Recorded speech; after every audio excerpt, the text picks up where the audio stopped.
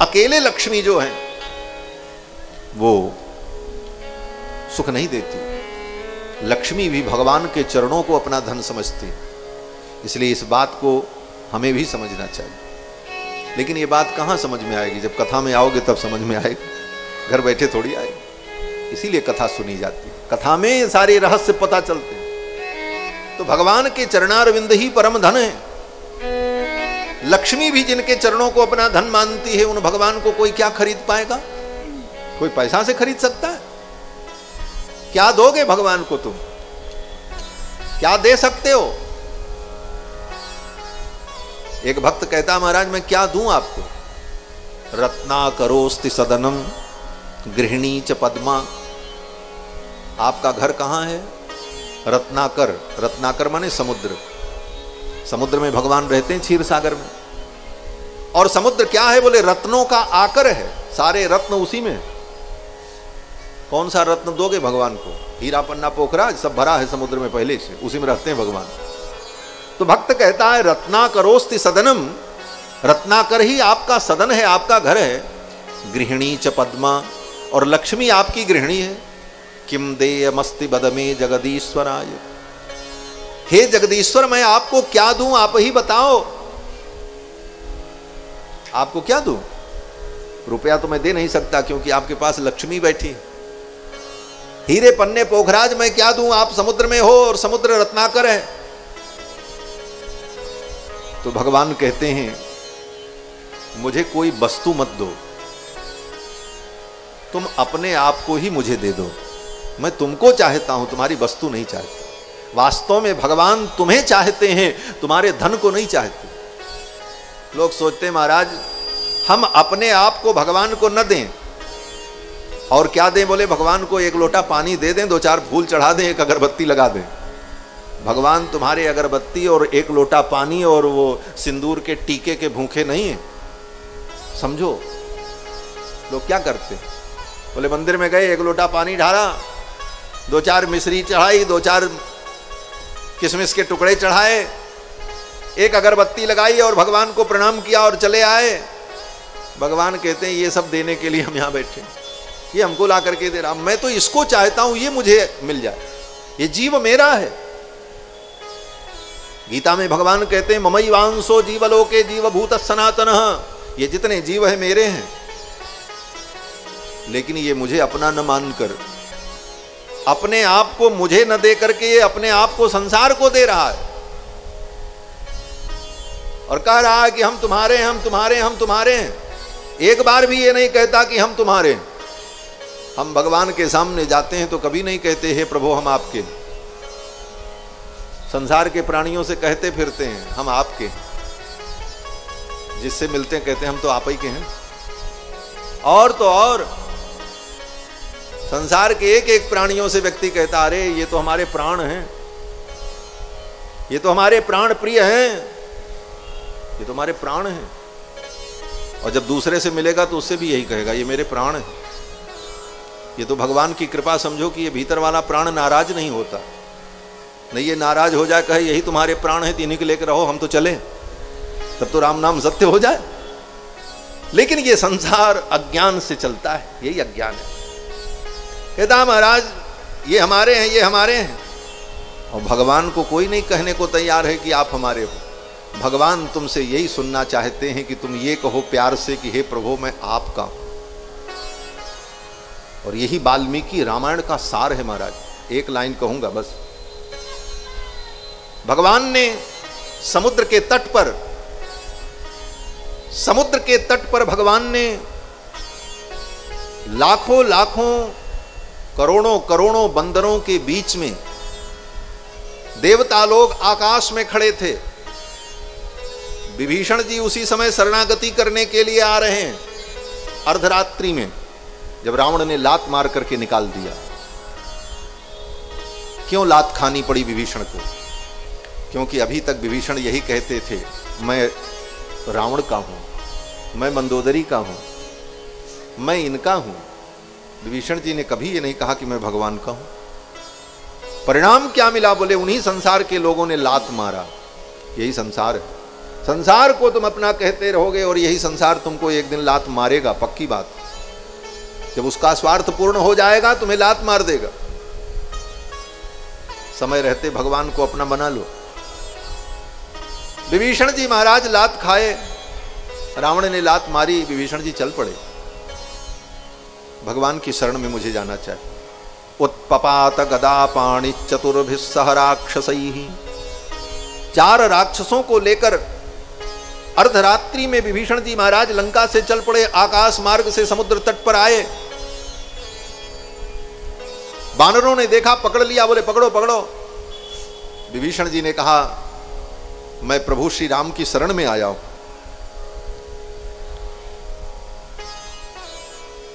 भगवान से निवेदन कर दो, मैं उनकी शरणागति करने आया हूं।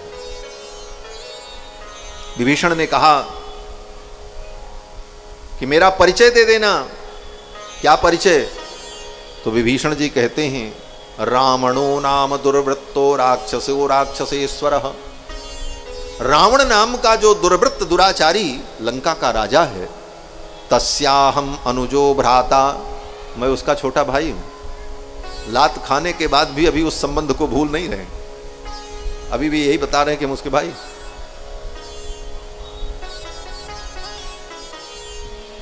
लेकिन यहां पर एक दूसरा भाव भी है।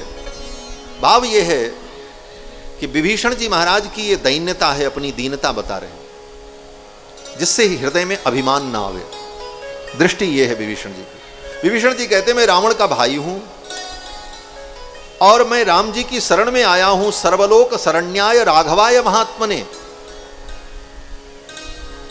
समस्त प्राणियों के जो शरण्य हैं, शरणागत वत्सल हैं, उनकी शरण में मैं आया हूं, मेरा निवेदन कर दो।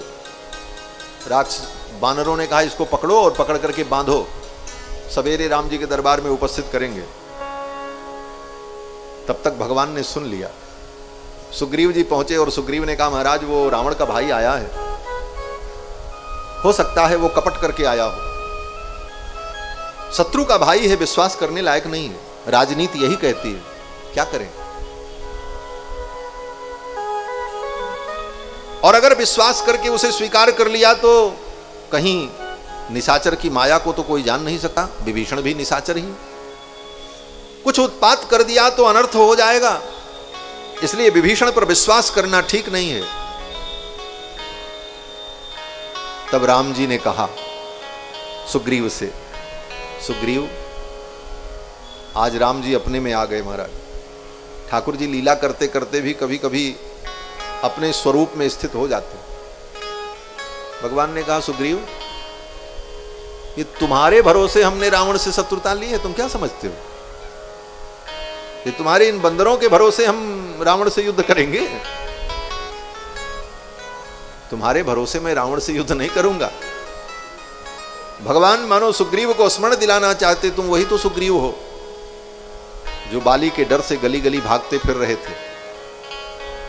तुम अपनी रक्षा नहीं कर पा रहे थे बाली से, मैंने ही बाली को मार करके तुमको निर्भय किया, तो मैं तुम्हारे भरोसे हूं, ये मत सोचना।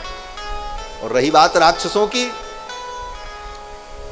तो राम जी ने वहां पर अपना स्वरूप प्रकट कर दिया। राम जी ने कहा सुग्रीव पिशाचान दानवान कूरान पृथिव्याम चैव राक्षसान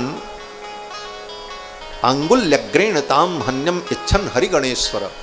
हे वानरराज सुग्रीव, इस पृथ्वी पर जितने निशाचर हैं, जितने पिशाच हैं, जितने दानव हैं, पिशाचान दानवान क्रूरान, जितने भी दानव पिशाच राक्षस हैं, अंगुल्यग्रेण ताम हन्यम इच्छन हरिगणेश्वर। हे सुग्रीव, मैं उन समस्त राक्षसों को, पिशाचों को अपनी अंगुली के अग्रभाग से मार सकता हूं। ये मत सोचना कि तुम्हारे भरोसे हमने ये शत्रुता मोल ली है। भगवान कहते हैं मैं तो उनको अपने अंगुली के अग्रभाग से मार सकता हूं। अंगुली के अग्रभाग से किसको मारा जाता है? अंगुली के अग्रभाग में क्या होता है? बोले नख होता है। और नख से किसको मारा जाता है? बोले सबसे क्षुद्र जीव को नख से मारा जाता है। सबसे क्षुद्र जीव कौन होता है? बोले जब व्यक्ति शरीर की सफाई न करे तो बाल में और कपड़े में चीलर पड़ जाते हैं, जुआ पड़ जाता है। और जुए को कहां मारा जाता है? जुआ के लिए कोई बंदूक लाई जाती है क्या? जुआ के लिए कोई तलवार लाई जाती है क्या? माताएं तो बहुत अच्छे से जानती होंगी। हमारा धीरे से इसे निकालें और चट्ट से काम खत्म है। अंगुल्यग्रेण ताम हन्यम इच्छन हरिगणेश्वर। अंगुली के अग्रभाग से जैसे एक नन्हे से जीव को, चीलर को, जू को व्यक्ति मार देता है चुट्ट से, उसको मारने में कोई श्रम नहीं होता। भगवान कहते हैं ये राक्षस पिशाच दानव मेरे लिए जुए के समान। अंगुल्यग्रेण ताम हन्यम इच्छन हरिगणेश्वर। इसलिए डरो मत, जाओ विभीषण को ले आओ। सुग्रीव ने कहा महाराज अगर वो रावण ही कहीं विभीषण के रूप में भेष बदल के आया हो तब क्या होगा, क्योंकि मायावी है राक्षस। भगवान ने सुग्रीव से कहा, रे सुग्रीव, यदि वा रावण स्वयं रावण ही आया हो तो कोई बात नहीं, ले आओ मेरी शरण में, आने दो, कोई चिंता नहीं। ये रघुनाथ जी है महाराज, ऐसे ही राजाधिराज। भगवान श्री राम कहते हैं ले आओ। उभय भांति ते ही आनहु हसिकह कृपा निकेत, जय कृपालु कहि कपि चले अंगद हनु समेत। अंगद को लेकर, हनुमान जी को लेकर के सुग्रीव जी चल पड़े लेने के लिए, विभीषण जी को लेकर के आए। उसी प्रसंग में भगवान श्री राम ने कहा, सुग्रीव मेरी एक प्रतिज्ञा है। बोले क्या प्रतिज्ञा है? बोले एक बार कोई व्यक्ति मेरे सम्मुख आकर के कह दे तवास्मि, मैं आपका हूं। यही बात मैं कह रहा था ना कि भगवान के हो, ये बात भगवान से कहो कभी। ये वाल्मीकि रामायण का प्रसंग है। भगवान स्वयं कहते हैं रघुनाथ जी कि सकृदेव प्रपन्नाय, एक बार प्रपन्न होकर मेरे सम्मुख आकर कोई प्राणी ये कह दे कि तवास्मीति च याचते, हे प्रभु मैं आपका हूं, बस तवास्मीति, तव अस्मि इति माने बस इतना ही कहना, इससे आगे नहीं कहने की जरूरत। ये राम जी की वाणी है। रामो दुर ना विभाषते, राम जी दो बार नहीं बोलते, एक बार जो कह दिया वो पत्थर की लकीर है। राम जी कहते हैं कि तवास्मि, मैं आपका हूं, इति याचते, ऐसी याचना कर ले, कह दे। तो भगवान कहते हैं अभयम सर्वभूतेभ्यो ददाम में तद्व्रतम मम, मैं उसको सारी दुनिया से अभय कर देता हूं, निर्भय बना देता हूं। ये मेरा व्रत है, मेरा नियम है। लेकिन कोई आकर के मेरे सामने कहे तो कि मैं आपका हूं। और विडंबना जीव की कि जीव भगवान से ये नहीं कहता कि मैं आपका हूं, जीव यही कहता मैं तो इनका हूं, मैं तो इनका हूं। अरे भगवान से भी एक बार कहो कि मैं आपका हूं। भगवान ये सुनना चाहते हैं कि तुम सच्चे मन से कहो कि मैं हे प्रभु आपका हूं। भगवान तुम्हारी अगरबत्ती और तुम्हारे फल फूल के भूखे नहीं हैं, वो तो केवल तुम्हारी भावना को व्यक्त करने का साधन मात्र है। असली भाव तो ये होना चाहिए, हे प्रभु मैं आपका हूं। और इस भाव से आप कुछ भी अर्पित करोगे तो फिर भगवान स्वीकार करेंगे। पत्रम पुष्पम फलम तोयम, पत्र पुष्प भी समर्पित करोगे तो भगवान स्वीकार करेंगे। लेकिन अपने आप को तुमने भगवान को नहीं दिया तो फिर कितना भी दुनिया की वस्तुएं देते रहो, तुम्हारी उन वस्तुओं का भगवान की दृष्टि में कोई मूल्य नहीं। वो भगवान है, भगवान को कोई खरीद नहीं सकता। भगवान कहते हैं तुम केवल मुझे अपना बना लो। तुमने अपना मन सबको तन दिया, अपना धन दिया, तुम अपना तन भी संसार को दे दो, तुम अपना धन भी संसार को दो। भगवान कहते हैं न तुम्हारा धन हमको चाहिए, न तुम्हारा तन हमको चाहिए।